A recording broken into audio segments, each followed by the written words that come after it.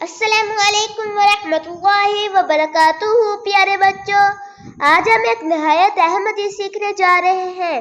حدیث کا مطلب ہے رسول اللہ صلی اللہ علیہ وآلہ وسلم کی باتیں اور نصیحت۔ نبی صلی اللہ علیہ وآلہ وسلم ہمیں ایسے راستے دکھاتے ہیں جن پر چل کر ہم جنت میں جا سکتے ہیں اور برائیوں سے بچ سکتے ہیں۔ اعوذ باللہ من الشیطان الرجیم، بسم اللہ الرحمن الرحیم، ان الفجور یہدی الی النار۔ ترجمہ: بے شک برائی جہنم میں لے جاتی ہے۔ بچوں، فجور کا مطلب ہے برائی، گناہ، غلط کام۔ یہ برائیاں انسان کا دل کو سخت کر دیتی ہیں اور اللہ کو ناراض کر دیتی ہیں۔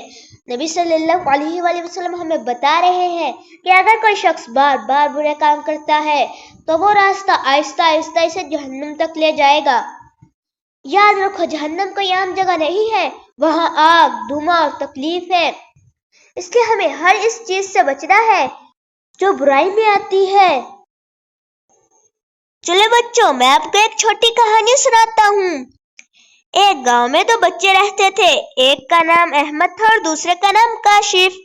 احمد ہمیشہ سچ بولتا، نماز پڑھتا، دوسروں کی مدد کرتا۔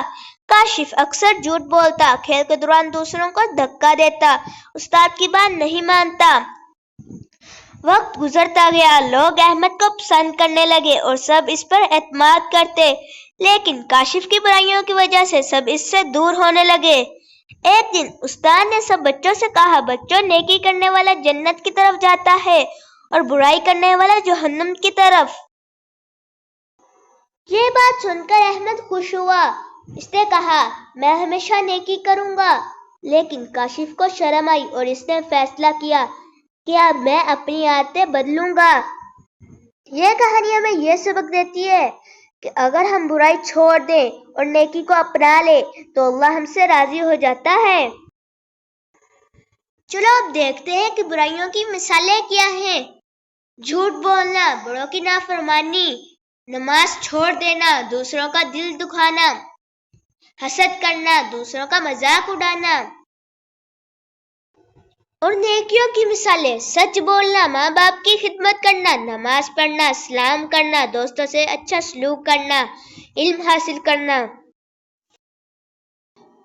اب میں آپ سے کچھ سوال پوچھتا ہوں، جھوٹ بولنا اچھا ہے یا برا؟ نماز پڑھنا نیکی ہے یا برائی؟